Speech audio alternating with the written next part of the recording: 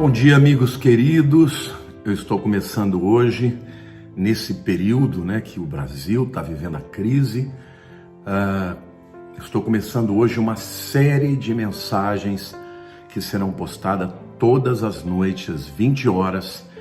Cada dia será um tema muito pertinente. E eu então decidi que deveria falar nesse momento sobre o poder do jejum. Quero aproveitar e pedir que você compartilhe esse vídeo, porque ele tem revelações e ensinamentos muito tremendos. O jejum tem sido muito mal interpretado pelas pessoas. As pessoas fazem simplesmente o jejum sem entendimento espiritual e, portanto, esta palavra ela é fundamental para todos vocês que desejam entrar em guerra, porque, queridos, a Bíblia diz que há tempo para todas as coisas debaixo dos céus. E a Bíblia também diz que nós precisamos discernir o tempo em que vivemos, para que a gente possa vencer todas as lutas que nós enfrentamos na nossa vida. O momento mundial hoje é um momento de olhar para dentro, de se quebrantar, de buscar a Deus, e o jejum é uma prática super saudável e libera um poder extraordinário. Então, você que está vivendo na Europa também, compartilhe esse vídeo, porque agora eu vou postar uma vez por semana em italiano e em inglês, para que a gente possa alcançar também as pessoas que estão nesses países com a palavra de Deus. Amém? Para que a gente possa entender bem sobre o poder do jejum, eu quero começar falando sobre o propósito do jejum, ou os propósitos do jejum. O primeiro propósito do jejum, irmãos, é nos levar à humilhação. Nós vivemos num tempo em que esta palavra que eu estou trazendo está na contramão da história. Por quê? Porque as pessoas, na verdade, estão querendo se exaltar. As pessoas querem ter o máximo número possível de seguidores no YouTube. As pessoas querem mostrar as marcas que elas vestem, o poder, os carros. Ou seja, as pessoas não bastam usufruir das coisas, elas hoje querem mostrar poder, E mesmo no meio da igreja, a gente percebe que existe uma tendência da exaltação, autoexaltação do homem. Mas a Bíblia diz que o que traz poder espiritual é a auto-humilhação. Mateus capítulo 23, versículo 12, Jesus diz: quem a si mesmo se exaltar, será humilhado, e quem a si mesmo se humilhar, será exaltado. Portanto, a metodologia de Deus é diferente do mundo. No mundo você tem que se exaltar para conseguir um espaço. Na vontade de Deus você tem que se humilhar para que Ele possa te exaltar. Mateus capítulo 18, versículo 4, Jesus também diz: portanto, aquele que se humilhar como esta criança, esse é o maior no reino dos céus. Portanto, quando a gente jejua com a finalidade de nos quebrantarmos e nos humilharmos na presença de Deus. O apóstolo Tiago, no capítulo 4, versículo 10, diz assim: humilhai-vos na presença do Senhor e Ele vos exaltará. O apóstolo Pedro, na sua primeira carta, capítulo 5, versículos 6 e 7, diz o seguinte: humilhai-vos, portanto, sob a poderosa mão de Deus, para que Ele, em tempo oportuno, vos exalte, lançando sobre Ele toda a vossa ansiedade, porque Ele tem cuidado de vós. Queridos, o momento que nós vivemos é um momento de nós nos humilharmos perante Deus e buscarmos a sua face. E pedimos misericórdia a Ele, para que Ele nos ajude. E a promessa de Deus é que Ele vai cuidar de nós, A sequência do versículo, humilhai-vos sobre a poderosa mão de Deus, para que Ele em tempo oportuno vos exalte. O apóstolo Pedro segue dizendo: lançando sobre Ele toda a vossa ansiedade, porque Ele tem cuidado de vós. O que Pedro está dizendo é que quando nos aproximamos diante de Deus e humildemente dizemos para Ele: Senhor, sozinho eu não vou conseguir, mas se o Senhor intervier na minha vida, eu serei abençoado. E tem muita gente ansioso por causa da economia, porque os negócios estão parando, porque a bolsa está enlouquecida.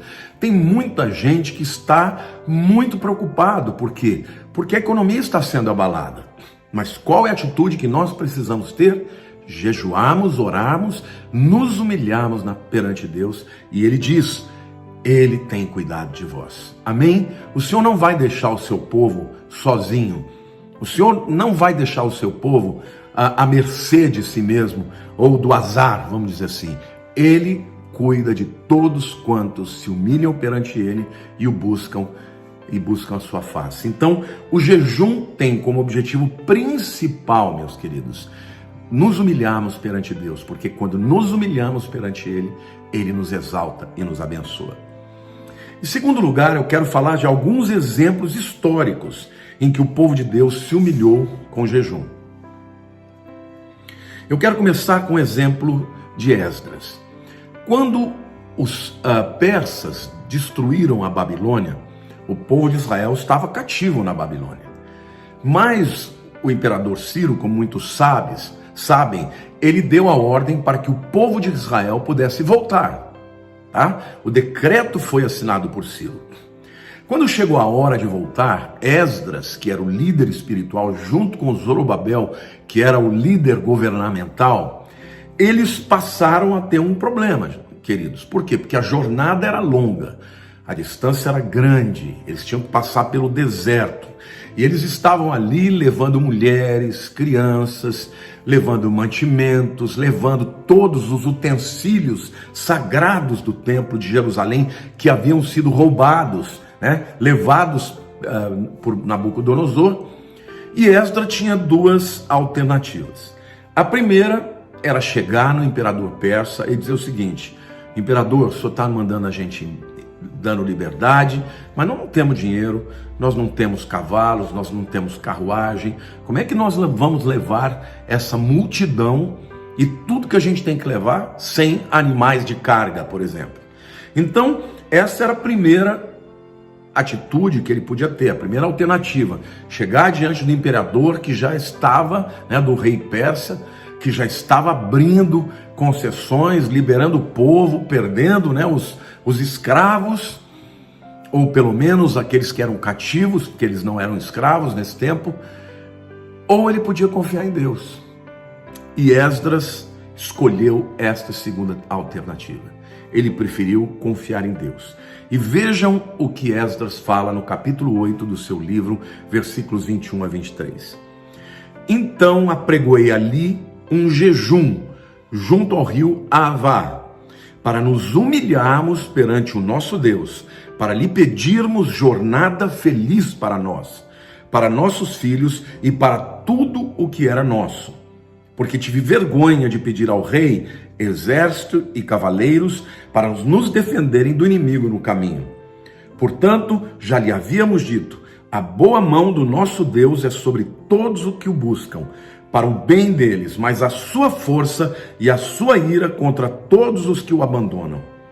Nós, pois, jejuamos e pedimos isto ao nosso Deus, e ele nos atendeu. Esdras, ele tinha consciência que no caminho que eles fariam, havia chance deles encontrarem povos inimigos. Ele podia ter pedido um destacamento de soldados persas armados, com cavalos, Mas ele não fez nada disso. Como ele mesmo diz, eu fiquei com vergonha de pedir. Já estava nos abençoando tanto, eu fiquei com vergonha de pedir mais isso. Aí o que ele fez? Ele apregoou ali um jejum junto ao rio Ahava, para que eles se humilhassem perante Deus, para pedirem o quê? Jornada feliz para os nossos filhos e para tudo que era nosso. Queridos, esse é o momento da gente fazer isso. É o momento de nós nos humilharmos perante Deus e dizer: Senhor, esta crise que estamos passando, nós estamos precisando de recursos, O caso das igrejas, por exemplo, os domingos são os dias mais importantes, quando o povo traz as ofertas, os dízimos. A gente poderia ficar, tentando criar maneiras para burlar, né, a decisão governamental, pensando nas questões financeiras. Mas Deus nos deu a orientação, que esta não é a hora de confiar nos homens, esta é a hora de confiar em Deus. Então nos humilhamos perante Ele e pedimos uma jornada segura e feliz. É isso que nós estamos pedindo, e é isso que você deve pedir. É você que é um pastor que está me ouvindo. Querido, em nome de Jesus, confie em Deus, faça um jejum, busque o Senhor. Nós estamos começando uma jornada de jejum. 3 vezes ao dia nós vamos orar, 6 da manhã, meio-dia e 6 da tarde. E vamos orar e nos humilhar perante Deus e dizer: Senhor, nós precisamos do Senhor, precisamos da tua intervenção. Então quero convocar toda a Igreja Palavra Viva, quero convocar não só a Igreja Palavra Viva, mas todos os meus seguidores aqui do YouTube, do Instagram, do Facebook, para juntos orarmos pelo Brasil. Pedimos misericórdia para que o Senhor não permita que muita gente morra na nação brasileira, que Ele guarde a nossa vida e a vida dos nossos queridos. Amém? Então, eu quero dizer algo para vocês, que quando Esdras decide confiar em Deus, e ele não confia no homem, Deus faz uma obra extraordinária. E eles voltaram, e o próprio rei persa acabou oferecendo os recursos, dinheiro, cartas para que eles passassem pelas províncias e proteção para eles. E a boa mão de Deus os protegeu. Então, queridos, eu quero dizer algo para vocês. Eu não creio que quem mandou o coronavírus foi o diabo. Estas coisas já estavam preditas na Bíblia. Elas vão acontecer. E estamos vivendo agora o prenúncio da grande tribulação, o princípio de dores. Então nós vamos passar por momentos assim.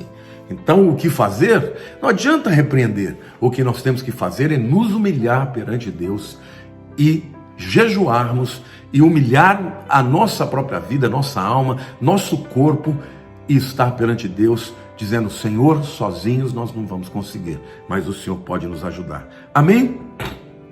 Eles fizeram isso jejuando e orando, e Deus interveio e os ajudou muito. O segundo exemplo que eu quero usar é o exemplo de Josafá, o rei Josafá.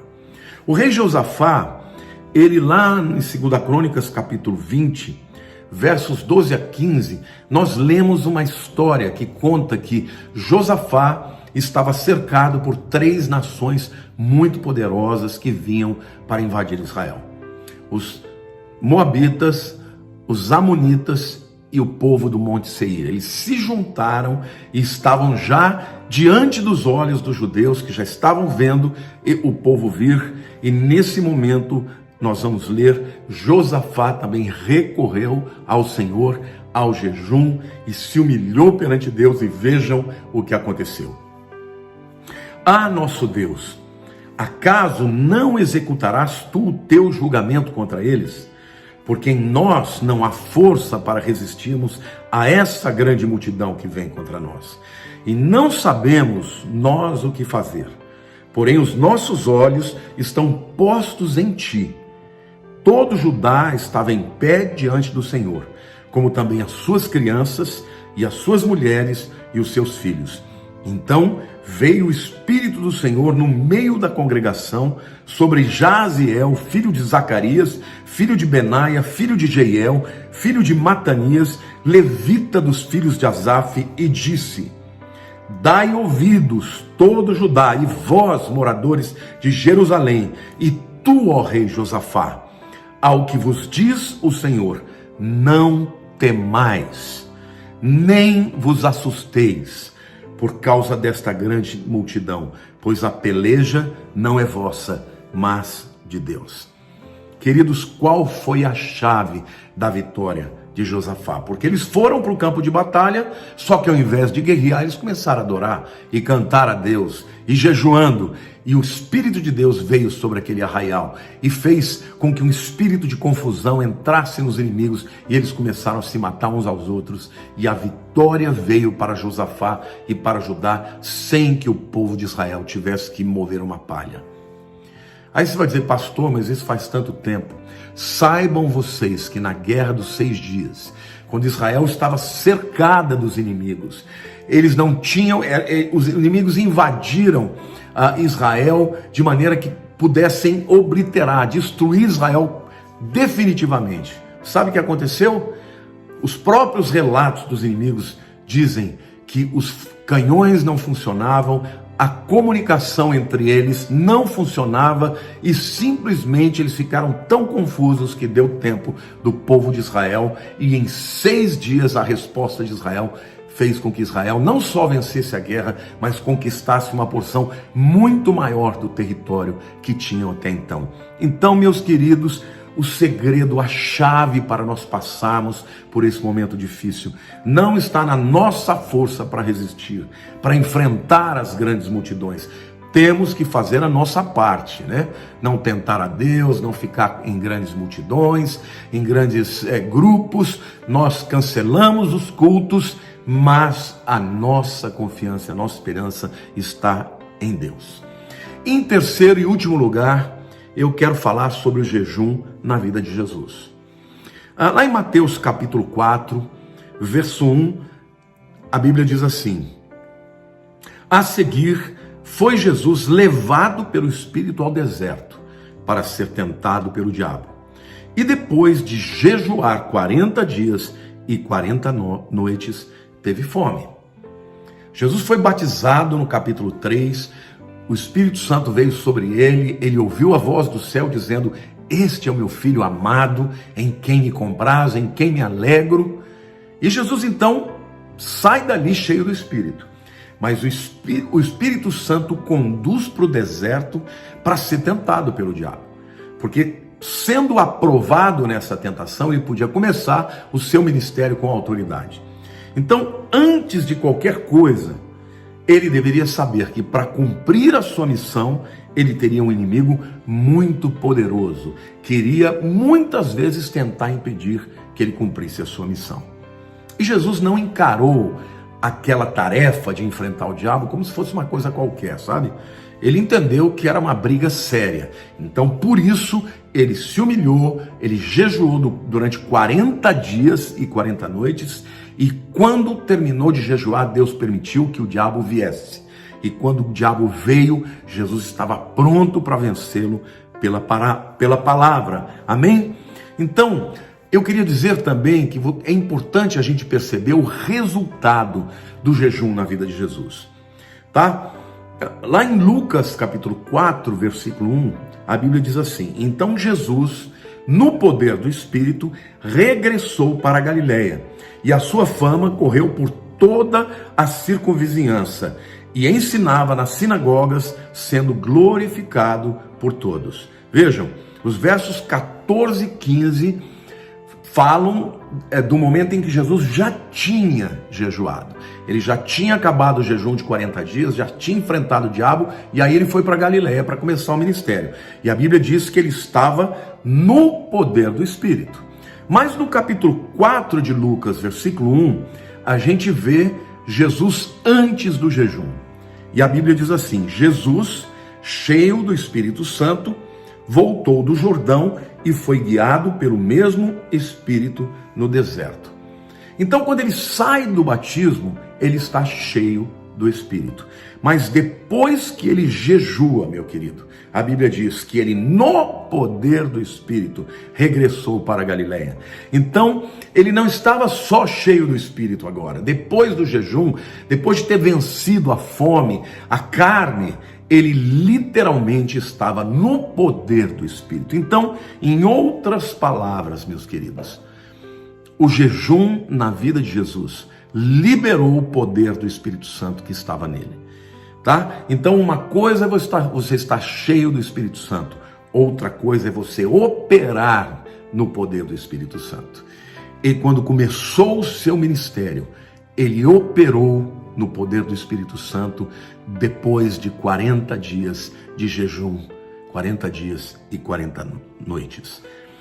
Amém? Eu quero concluir esta palavra dizendo que nós precisamos jejuar nesse tempo. Você precisa jejuar. Você está em guerra, meu querido. Se você não percebeu, o mundo está em guerra. Não leve esta circunstância como se fosse uma coisa sem perigo, sem problema. O inimigo é real, o problema é real, o coronavírus é real. Então vamos jejuar, vamos nos humilhar perante a mão de Deus, perante a presença de Deus, para que Ele no devido tempo nos exalte. Então o jejum é uma forma de nos humilharmos, e a promessa de Deus é que Deus exalta todos que se humilham perante Ele. Em outras palavras, meu querido, há um grande poder no jejum. Se você tem alguma área na tua vida para vencer, na tua vida pessoal, na tua vida familiar, na tua vida espiritual, na tua vida profissional, não existe melhor arma para lutar contra o inimigo do que o jejum e a oração. Amém? Então, se você entender isso, Deus vai operar grandes coisas na sua vida. E eu termino este vídeo conclamando a toda a igreja Palavra Viva e a todos os meus seguidores, que eu já considero um pouco como minhas ovelhas, né? Porque a ovelha tem que permitir que eu seja pastor delas. Mas muitos de vocês dizem: pastor, você é meu pastor, você tem pastoreado a minha alma. Então eu quero desafiar você que tem considerado este pastor que vos fala como um líder na sua vida, um líder espiritual, ou como um dos pais que Deus levantou. Vamos jejuar. Na nossa igreja, estou conclamando a todos para jejuarmos e orarmos 3 vezes ao dia, 6 da manhã, meio-dia e 6 horas da tarde. A Bíblia diz do espírito da mortandade que vem ao meio-dia. Eu creio que esse espírito de mortandade é o espírito que está por detrás desta infecção e desta pandemia. Vamos resistir em nome de Jesus, nos humilhando perante Deus e orando 3 vezes ao dia. Amém? Amo vocês, conto com a sua ajuda e vamos juntar as nossas mãos virtualmente, espiritualmente, porque Deus é conosco, lançando sobre Ele as nossas ansiedades, porque Ele tem cuidado de nós. Um beijo grande no seu coração. Por favor, compartilhe essa mensagem, porque é de utilidade pública para todo o povo de Deus. Um beijo grande no coração de todos, em nome de Jesus.